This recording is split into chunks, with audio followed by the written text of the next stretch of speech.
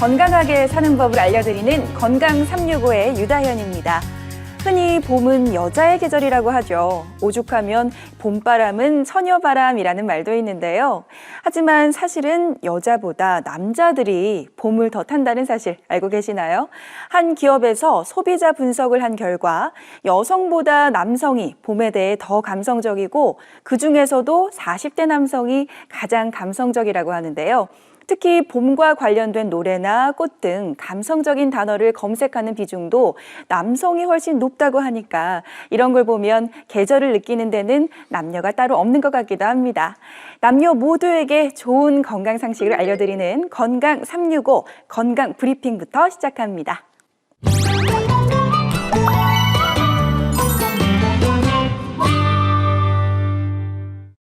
안녕하세요. 건강브리핑의 배지영입니다. 예로부터 아름다운 여인을 단순 호치라 불렀죠. 붉은 입술에 하얀 치아란 뜻인데요. 이런 백색의 치아는 부지런함의 상징이기도 합니다. 아무리 하얀 치아라도 관리를 소홀히 하면 순백의 아름다움은 금세에 빛을 잃기 때문입니다. 특히 착색이 잘 되는 음식을 즐겨 먹는다면 변색 정도는 배가 된다고 하는데요. 오늘은 치아색을 어둡게 하는 음식과 약물에 대해 알려드리겠습니다. 치아 착색이 잘 되는 대표적인 음식은 카레와 토마토 스파게티, 고추장찌개입니다. 카레를 오래 담아뒀던 그릇은 몇 번을 씻어도 노란색이 잘 안 빠지는데요. 카레 속 강한 성분은 그 자체가 색소 입자이기 때문에 다른 음식보다 색소 침착 정도가 강하다고 합니다. 또 토마토 스파게티도 착색 위험이 큰데요. 토마토 소스의 산 성분이 범랑질을 먼저 부식시키고 그 위에 여러 음식의 색소 성분이 쉽게 들러붙기 때문입니다. 또 고추장이 든 음식도 조심해야 하는데요. 고추장은 색소 입자도 많지만 미생물에 의해 발효된 음식이기 때문에 치아 표면에 착색을 일으키는 화학작용이 더 강하다고 합니다. 특히 뜨거운 음식을 먹을 때 착색이 더 잘 되므로 고추장찌개를 먹을 때는 물로 입을 자주 헹궈야 합니다. 그리고 커피와 홍차도 빼놓을 수 없습니다. 타닌 성분이 대표적인 색소 입자이기 때문인데요. 치아겉 범랑질에 있는 미세한 구멍으로 이 타닌 색소 입자가 잘 스며듭니다. 때문에 커피와 홍차 등 음료를 마실 때는 빨대를 이용해 치아에 닿지 않도록 먹는 게 좋다고 합니다. 또 탄산음료는 설탕과 인산 성분이 치아겉 부분 범랑질을 벗겨 색소가 잘 들러붙게 하는데요. 일반 음료 중에서는 빨간색을 띤 베리류가 착색력이 가장 강하다고 합니다. 이들 음료를 마실 때도 빨대를 이용하고 오랜 시간 입에 머금지 않고 있도록 해야 합니다. 한편 약물을 잘못 복용해도 치아가 변색될 수 있는데요. 성장기의 어린이가 테트라사이클린이라는 항생제를 복용하면 치아가 푸른색으로 변할 수 있고 임신한 여성이 항생제를 잘못 복용해도 태아의 치아가 변색됩니다.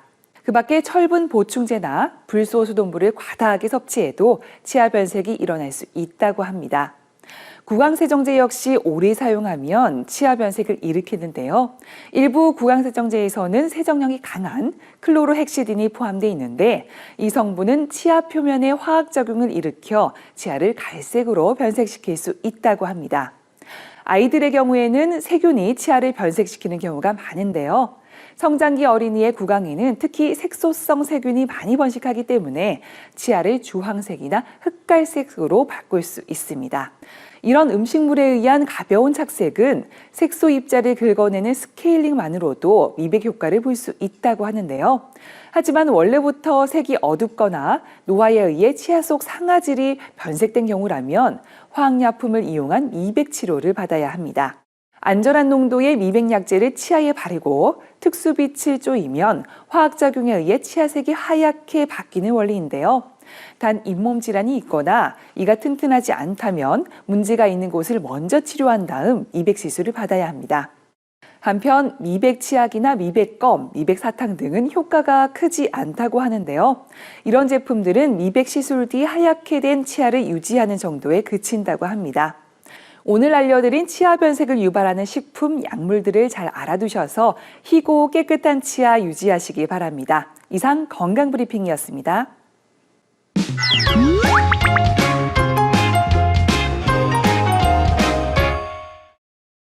간밤에 잘 주무셨나요? 사람은 살아가면서 평생의 3분의 1을 잠으로 보낸다고 합니다. 또 잠만 잘 자도 10,000가지 병을 예방할 수 있다고 하는데요. 하지만 안타깝게도 지난해 한국인의 평균 수면 시간은 6, 7시간 정도로 OECD 회원국 가운데 가장 낮았다고 합니다. 특히 수면을 방해하는 질환 때문에 숙면을 취하지 못하는 경우도 많은데요. 대표적으로 코골이를 들 수가 있죠. 국민 5명 중 1명꼴로 발병하는 코골이. 방치에 따간 돌연사로도 이어질 수 있다고 하는데요. 이번 시간에는 숙면의 적 코골이에 대해서 자세히 알아보도록 하겠습니다. 이비인후과 전문의 안철민 박사님 나오셨습니다. 안녕하세요. 코골이만큼 본인뿐 아니라 주변 사람까지 잠을 못 들고 괴롭히는 질환은 아마 없을 것 같습니다. 코골이는 그 단순한 수면 습관이나 잠버릇이 아닌 치료가 필요한 질병인데요. 그 코골이의 원인에는 굉장히 많은 종류가 있습니다. 여기서 오늘은 올바른 치료와 예방법에 대해서 알려드리겠습니다.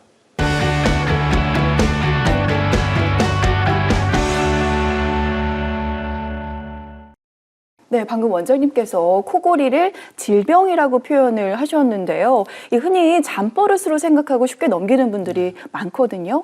그런데 무조건 코를 곤다고 해서 다 건강에 나쁘다고 봐야 하나요? 과거에는 단순히 코를 고는 걸 단순 코골이라고 했는데요. 그거를 큰 문제가 되지 않는다고 생각을 했었어요. 네. 근데 최근에 논문들을 보고해 보면은 단순 코골이가 있는 경우에도 심장질환이나 고혈압 같은 그 수면성 질환에 의해 나타나는 그런 좋지 않은 질환을 같이 동반하는 경우가 많이 보고되고 있어서 최근에는 단순 코골이도 역시 질환의 한 범위로 보고 있는 추세입니다. 네, 이게 심하면 돌연사의 위험까지 있다고 하는데 이 코골이가 얼마나 위험한 건가요? 이제 코골이 증상을 보면은요, 가장 문제가 되는 거는 숨을 안 쉬는 거예요. 그러다 보니까는 뇌에 산소 공급이 잘 안 되는 경우가 가장 많거든요. 그러다 보면은 낮에 일을 하거나 그럴 때 이제 수면 장애 때문에 그 자꾸 졸리움 같은 게 오게 되죠. 밤에 잠을 잘 못 자서. 그렇죠. 그러다 보면은 운전 같은 거 할 때 문제가 될 수도 있고요. 그런 게 지속이 되게 되다 보면은 이제 그 심혈관 질환 같은 게 나타나게 돼요. 그래서 혈관이 막히거나 심장 발작 같은 게 와가지고 심정지가 오거나 네. 또 뇌혈관에도 문제가 생겨서 뇌졸중이 오거나 또 그런 여러 가지 현상들이 나타날 수 있는 무서운 질환이 될 수도 있습니다. 네. 흔히 코골이 하면 나이가 들면 자연스럽게 생기는 거다 아니면 너무 피곤하니까 코를 골 수도 있지 하고 쉽게 넘어가는 분들이 많은데요. 이게 단순히 잠을 방해하는 것뿐만이 아니라 뇌혈관 질환에 심혈관 질환 또 자칫 돌연사까지 이어질 수 있다고 하니까 단순히 가볍게 넘겨야 하는 질환이 아닌 거는 분명한 것 같습니다. 자, 그렇다면 코골이의 원인은 어디에 있나요? 일단 그 숨 쉬는 길이 좁아져서 그러는 거예요. 네. 우리가 숨을 쉬는 공간은 폐에서부터 공기가 올라와서 코, 입까지 나오는 그 공간들인데 그걸 상기도라고 하는 곳에서 그러니까 우리가 입을 아하고 벌렸을 때 보이는 그 뒤쪽 공간을 얘기하는데 그쪽이 좁아지게 되면서 나타나는데 주로 이제 외형적으로 보면은 무턱이라 그러죠. 네. 하악이 발달이 안 된 사람들, 또 구조적으로 입안을 보면 이렇게 좁아져서 목 안이 잘 안 보이는 분들이 계세요. 그리고 또 뭐 비만이 된다든가 소화에서는 편도나 아데노이드 같은 비대가 있을 경우에 그런 것들이 나타날 수가 있습니다. 그러니까 이 코골이의 원인은 구강 구조의 문제에서 찾을 수가 있다는 점이군요.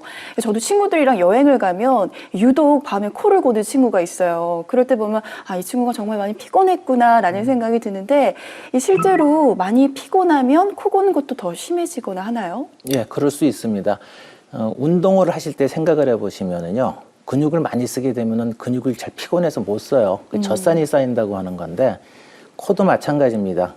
오랫동안 피곤하게 되면 몸의 전체 근육이 젖산이 쌓이면서 약해지게 되니까 근력이 떨어지게 돼요. 네. 그러면은 상기도라는 것은 이렇게 공간을 유지해주는 근력이 힘이 있어야 되는데 그게 느슨하게 처지게 되니까 좁아지게 됩니다. 그런 현상들 때문에 이제 피곤하게 돼도 역시 그런 현상을 줄 수가 있어요. 네. 이제 방송을 시청하는 분들도 왜 우리 아내는, 왜 우리 남편은 저렇게 코를 골까라고 괴로워할 게 아니라 오늘도 많이 피곤했구나 하는 너그러운 마음으로 넘어가 주시면 좋을 것 같습니다. 그런데 평소에 코를 안 골다가도 술만 마시면 유독 또 코를 고는 분들이 있단 말이에요. 술과 또 이 코골이 어떤 상관관계가 있을까요? 알코올이라고 하는 것은 우리 몸에 들어오게 되면 여러 가지 반응이 나타나는데요. 그중에 하나가 근육을 이완시키는 거예요. 금방 말씀드린 것처럼 근육이 이완되면 상기도를 잡아주는 근력이 약해지니까 네. 수축이 될 수밖에 없고요. 또 한 가지는 그 주변에 혈관이 확장이 되면서 붓게 만듭니다. 그러니까 상기도 주변이 부으니까 다시 또 좁아지게 되는 거고요. 또 밤늦게 술을 드시거나 그러면은 그 알코올 자체가 위의 기능을 약화시키기 때문에 위산이 역류하는 효과를 줘요. 네. 그럼 그 역류된 것들이 기도에 자극을 주게 되면 역시 똑같이 그런 반응들이 오게 됩니다. 그래서 술을 드시게 되면 사람들에 따라서는 코골이가 심하게 진행되는 경우가 많이 있습니다. 네. 이 코골이의 가장 위험한 요인으로 무호흡을 들 수가 있는데요. 이 수면 무호흡증이 어떤 건지 궁금한데 일단 어떤 건가요? 정의를 내리면은요, 우리가 숨을 쉬는 하루에 이 편안한 양이 있어요. 그게 한 30% 감소가 되면서 우리 몸에서 공기가 들어오면 산소 양이 어느 정도 유지가 돼야 되는데 그 산소 양이 4% 이상 감소가 돼요. 그런 상태가 유지가 되면서 잠자는 동안에 10초 이상 숨을 안 쉴 때 그때 무호흡이라고 합니다. 근데 이것이 1시간에 5회 이상 반복적으로 나타나거나 7시간 정도 수면하는데 30회 이상 나타날 때 그때 우리가 수면 무호흡증이라는 진단을 붙이게 됩니다. 제가 아는 분도 이 남편이 코골이가 심하거든요. 그런데 이제 하루는 자다가 남편이 숨이 멈춰 있는 걸 보고 너무 깜짝 놀라서 병원에 데리고 갔다고 해요. 이 수면 무호흡증의 90% 이상이 폐쇄성 수면 무호흡증이라고 하는데 이건 어떤 증상인가요? 이제 코골이 질환을 크게 나누면은요, 아까 말씀하신 단순 코골이가 있고, 그다음에 상기도 기능 저하증이라 그래서 외형적으로 수면 무호흡은 없는데 낮에 주간 졸림 같은 게 나타나는 질환이 있어요. 네. 그런데 실제로 기도가 막혀서 숨을 안 쉬는 경우가 있습니다. 그게 수면성 폐쇄 무호흡증인데요. 그런 경우는 말 그대로 기도가 좁아지면서 숨 쉬는 게 어려워지는 현상인데 상기도가 그 기도를 확장할 수 있는 그 기능, 그거하고 숨을 들이실 때 그 횡격막의 압력, 그런 게 서로 적절하게 조절이 돼야 되는데 그게 조절이 잘 안 되는 거예요. 그러니까 상기도는 근력이 약해지는데 들이쉬는 숨은 강하게 빨아들이는 호흡을 땡겨버리니까 확 막혀버리게 되는 거죠. 네. 그런 경우에 이제 그런 질환이 오기 때문에 이것은 방치하게 되면은 합병증이 굉장히 심한 것들이 많이 와서 위험할 수 있습니다. 이 수면 무호흡과 관련해서 무서운 연구 결과가 있습니다. 이 이탈리아 대학교의 한 연구팀의 보고에 따르면요, 코를 심하게 고는 사람의 뇌가 쪼그라든다라는 연구 결과가 있다는데 이건 어떤 말이죠? 수면 무호흡증은 말 그대로 무호흡이기 때문에요. 네. 무호흡이라는 건 우리 몸에 산소가 안 들어오는 거예요. 뇌는 가장 중요한 게 산소 공급입니다. 사람이 사망할 때 몇 분, 몇 초 숨을 안 쉬면은 사망한다는 게 심장보다는 뇌거든요. 그래서 그만큼 뇌가 산소에 중요한 역할을 하는데 잠잘 때 계속해서 그 산소 공급이 안 되는 거예요. 네. 그러면 뇌가 제 기능을 못하니까 자꾸 위축이 됩니다. 그러다 보면 2차적으로 뇌혈관이 확장이 되고 보호하기 위해서 나중에 터지는 현상이 생기고 그래서 출혈성 치매 같은 것도 생길 수가 있어서 실제로 그런 경우가 많이 있습니다. 네. 뭐 가족과 함께 사시는 분들은 자신이 코를 고는지 안 고는지 잘 알 수가 있는데 요즘 또 혼자 사시는 분들도 네. 많잖아요. 혼자 살면은 뭐 내가 코를 고는지 안 고는지 이거는 정확히 알 수가 없는데 혹시 자가 진단법이 있을까요? 일단 자기가 자는 모습을 녹화해서 보면 제일 좋은데 그건 현실적으로는 쉽지 않을 거고요. 낮에 생활을 하는데 자꾸 이유 없이 졸릴 때 그럼 밤에 숙면을 못해서 그러는 거고요. 그리고 이유 없이 운동을 열심히 하는데도 자꾸 당뇨 같은 게 생기고 혈압이 자꾸 생긴다든가 또 이유 없이 가슴이 답답하다든가 또 살이 찌면서 자꾸 어떤 일상생활하고 다른 반응들이 나타날 때 문제가 되고 가장 쉬운 방법은 거울을 한번 입을 보는 거예요. 네. 코가 막힘이 있는지 그때 목 안에 목구멍이라고 그러죠. 저 뒤쪽 네. 벽이 쉽게 잘 보이는 사람이 있고 안 보이는 사람이 있는데 안 보일 때는 일단 한번 의심해 볼 필요가 있어요. 이 코골이는 당사자보다 같이 자는 상대방이 더 괴롭잖아요. 이게 심하면 뭐 이혼 사유까지 갈 수가 있다고 하는데 뭐 코를 곤다고 해서 이혼까지 하는 건 좀 심한 거 아니야라고 생각이 되시죠. 그런데 코 고는 소리가 심할 때는요 무려 80데시벨까지 올라간다고 합니다. 뭐 이 정도면 지하철이 들어오는 소리랑 맞먹는다고 하거든요. 그런데 실제로 이렇게 코 고는 소리가 크면 클수록 건강엔 더 안 좋은 건가요? 가능성이 있어요. 그것도 뭐 특별히 보고된 건 없는데요. 소리가 난다는 건 물리적인 현상이거든요. 소리가 크다는 얘기는 코를 고는 과정에서 뭔가 압박과 힘이 강하게 작용한다는 얘기인 겁니다. 네. 그 압박과 힘이 강하게 작용한다는 얘기는 많이 막힌다는 얘기예요. 많이 막힌다는 얘기는 결국은 산소 포화 같은 게 떨어질 수밖에 없다는 얘기이기 때문에 충분히 가능성은 있다고 봅니다. 네. 코 고는 소리가 가장 요란한 사람으로 미국의 전 대통령이죠. 이 루즈벨트 대통령이 꼽힌다고 합니다. 한 번은 대통령이 병원에 입원을 해 있었는데 어찌나 코 고는 소리가 심하던지 옆에 있는 병실에 이 환자들이 밤을 꼬박 지새울 정도로 굉장히 시끄러웠다는 우스갯소리가 있거든요. 그런데 코골이가 이 정도로 심하면 본인도 놀라서 깨게 되지 않을까 싶은데요. 보통 코골이 소리 자체에 깨지는 않아요. 코골이 소리가 그래요? 많이 높으면은 이제 저희도 그런 가끔 고민들을 하기 때문에 혹시 청력에 문제가 있을까 해가지고 청력 검사를 해보는데 네. 떨어지긴 하는데 그게 일반 건강한 사람들이 나이가 먹으면서 청력이 떨어지는 거랑 비교를 해보면 큰 차이가 없어요. 그래서 소리에 의해서 깬다기보다는 그 소리가 나는 원인 중에 하나가 숨을 못 쉬는 거거든요. 숨을 못 쉬게 되면 깊은 수면이 깨 있다가 숨을 쉬기 위해서 사람은 깨게 돼 있어요. 네. 그런 순간에 숨을 쉬기 위해서 깰 때 소리도 같이 듣게 되니까 그래서 각성이 돼서 깨는 거지 실제로 소리가 커서 소리에 놀래서 깬다고 보지는 않는 것 같습니다. 그건 이제 착각이군요. 네. 이 코 고는 소리를 통해서 코골이 상태를 그럼 진단을 할 수가 있나요? 가능은 한데 아직도 그것도 이렇게 확실하게 나온 데이터는 없어요. 저도 병원에서 근무할 때 이제 그런 게 관심이 많아서 네. 논문을 쓰고 공부를 보고 한 적이 있었는데 가능성은 있습니다. 왜 그러냐면은 소리라는 거는 그 물리적인 현상으로 이렇게 접촉이나 충격에 떨림에서 나타나는 거기 때문에 코골이 소리가 다르다는 얘기는 소리가 만들어지는 위치나 강도 압박이 다르다는 얘기거든요. 네. 충분히 가능성은 있어요. 그래서 최근에는 그 과학들이 많이 발전하고 하기 때문에 그 수면 검사라는 걸 하면서 그런 소리 부분을 같이 첨가해가지고 또 그런 연구를 하고도 있습니다. 코골이로 고생하신 분들이라면 의료용 기구들 하나씩은 사서 써보셨을 법도 한데요. 뭐 비강 확장기, 코골이 밴드, 입 벌림 방지 마스크 종류가 참 많더라고요. 근데 이런 것들이 얼마나 효과가 있는지도 궁금합니다. 코를 고는 공간은 상기 입 안쪽에 있는 공간이거든요. 근데 그런 것들은 다 이제 외부에서 어떻게 조작을 하는 것들인데요. 네.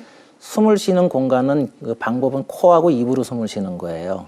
근데 사람이 숨을 쉴 때 코로 충분히 쉬어지질 않기 때문에 입으로 쉬고 하는데 그거는 살기 위한 방법이거든요. 근데 그걸 외부에서 강제적으로 입을 막게 하게 되면은 오히려 숨 쉬는 동작이 어려워지기 때문에 더 위험할 수가 있고요. 그런 것보다는 적절한 치료를 받는 게 중요하죠. 이 사람이 왜 코골이가 왔는지 정확히 진단을 하고 살이 쪘으면 살을 뺀다든가 적절한 운동을 해서 탄력을 유지해준다든가 그런 관리들이 중요하다고 생각이 됩니다. 네. 뭐 코골이를 예방하려면 똑바로 누워서 자는 것보다 옆으로 누워서 자는 게 도움이 된다고 하는데요. 이 코골이를 유발하는 잘못된 자세가 있나요? 가장 나쁜 거는 똑바로 누워서 자는 거라고 돼 있어요. 그렇게 되면은 그 숨을 쉴 때 기도가 이렇게 좀 눌리는 현상이 생기고 네. 또 배 복압 같은 걸 해서 이렇게 눌리기 때문에 숨 쉬는 게 좀 어려워질 수가 있거든요. 그래서 가급적 옆으로 자면서 머리를 좀 높게 그게 가장 좋은 자세로 돼 있습니다. 네. 오랫동안 또 한쪽 옆으로 자게 되면 척추에도 무리가 갈 수 있으니까 좌우로 자세를 바꿔가면서 자면 더 좋을 것 같습니다.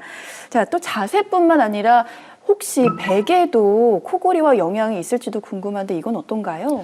그래서 일부 뭐 코골이 베개 같은 것도 나오고 그러는데요. 네. 의학적으로는 뭐 그렇게 크게 영향을 주는 것 같지는 않고요.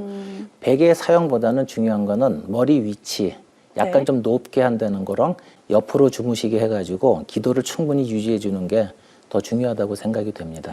그러니까 어떤 베개를 사용하느냐가 중요한 게 아니라 목과 어깨 높이에 잘 맞춰서 베개를 선택하시면 될 것 같습니다.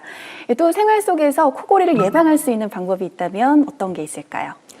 제일 중요한 거는 그 숨을 쉬는 상기도 그곳에 이제 공간을 확보할 수 있는 건데요. 그러기 위해서는 근육에 탄력이 있어야 돼요. 살이 많이 안 쪄야 되고. 그러니까 적절한 운동과 몸매를 관리하고 하는 거 그런 게 되게 중요하다고 할 수가 있고요. 네. 생활에서 피곤하고 하면 또 그런 게 많이 나올 수 있기 때문에 너무 피곤하지 않게 하고 또 무슨 술을 많이 드신다든가 신경 안정제 같은 걸 자주 드시게 되면은 또 여친 나쁜 그런 현상들이 올 수가 있어요. 네. 그리고 잠을 잘 때 머리를 좀 높게 하고 옆으로 자면서 옷은 좀 편안하게 입고 자는 것이 수면 질환을 예방할 수 있는 방법이 될 수가 있습니다. 네, 그럼 늦은 시간 음식물을 섭취하는 것도 코골이와 또 관련이 있겠군요. 그럼요. 네, 잘 알겠습니다.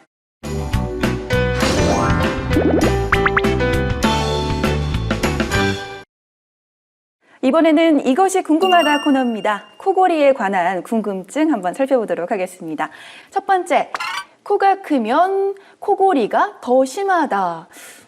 이거는 사실일 것 같기도 하고 아닐 것 같기도 하고요. 이제 코골이라는 단어를 쓰니까 코하고 연관을 시키는 것 같은데요. 코골이가 나타나는 것은 코 안쪽에 있는 상기도 공간이거든요.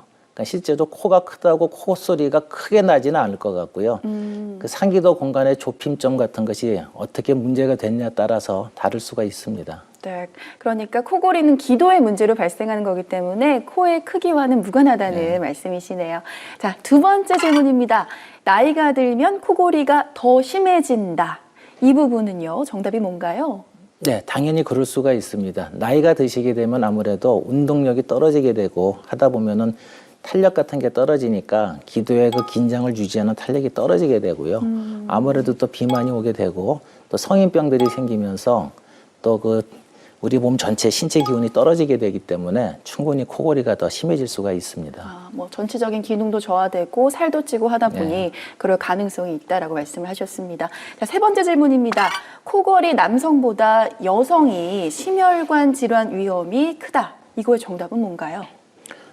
학문적으로 입증된 거는 없어요. 근데 일부 보고에서 이제 그런 보고들이 있습니다. 특히 여성분이 연세가 좀 드시면서 수면 시간 중에서 코 고는 시간이 뭐 한 4분의 1 정도 이상 지속이 될 경우에 실제로 외국 학자가 연구를 해보니까 그 혈관, 동맥 혈관의 그 두께를 봤더니요. 정상은 한 7mm 정도 되는데 그런 분들은 평균 한 7.7mm 정도 돼서 10% 정도가 두꺼워졌다고 해요. 그러면은 심질환이나 다른 질환을 나타낼 수가 있는데 이런 것들이 남성에서도 좀 낯이 나타나기 때문에 어쨌든 여자분들은 특히 연세가 드시면서 호르몬 변화들이 나타나면서 이런 게 더 심해질 수가 있어서 충분히 가능성은 있다고 봅니다. 그러니까 여성분들은 이제 나이가 들면 호르몬 변화가 더 이제 심해지기 때문에 그럴 가능성이 더 크다라고 하셨습니다.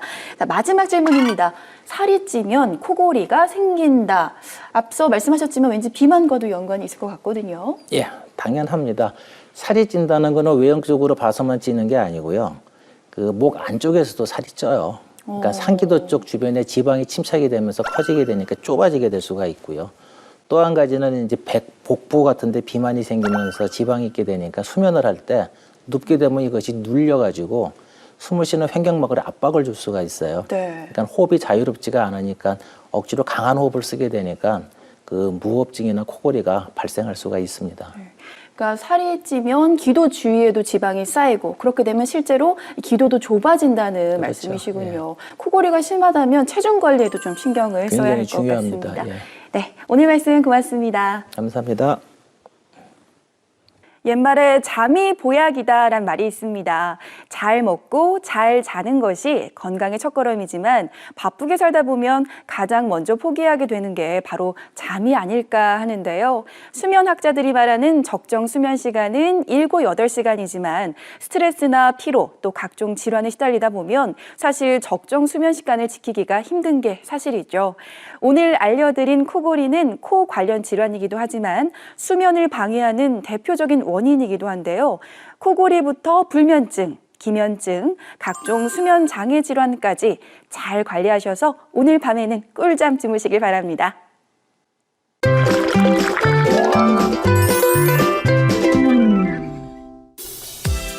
안녕하세요, 셰프 정호균입니다. 오늘은 고등어를 가지고 고등어 덮밥을 만들어 보려고 합니다. 고등어는 DHA 성분이 풍부해 뇌 기능 향상에 좋을 뿐 아니라 숙면에 도움이 되는 음식 중 하나라고 합니다. 어떤 음식인지 궁금하시죠? 지금부터 시작해 보겠습니다.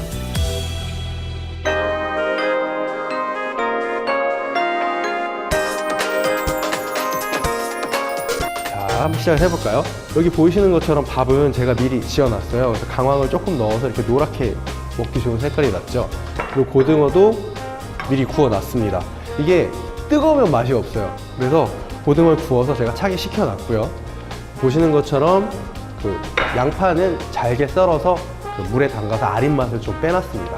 이렇게만 준비해 놓으시면은 식사하시기 전에 이제 바로 준비해서 드시면 될 것 같아요. 상추는 얇게 썰어주세요. 현미 광황밥에 상추와 양파를 올려줍니다. 구운 고등어는 손으로 찢어서 올려주세요. 자, 이제 덮밥에 들어갈 양념장을 만들어 볼 텐데요. 간장 베이스고요. 하나 다른 점이 있다면 맛술이 포인트가 되는 거죠. 간장 2에 맛술 1, 그렇게 아시면 될 것 같아요. 그리고 저는 고춧가루는 쓰지 않을 건데 매운 거 좋아하시는 분은 고춧가루나 청양고추 좀 첨가하셔도 좋을 것 같습니다. 자, 한번 만들어 보겠습니다. 간장, 맛술, 다진 파를 넣어주세요. 약간의 참기름도 넣어줍니다. 통깨는 육개서 넣어주세요. 잘 섞어서 그릇에 담아줍니다.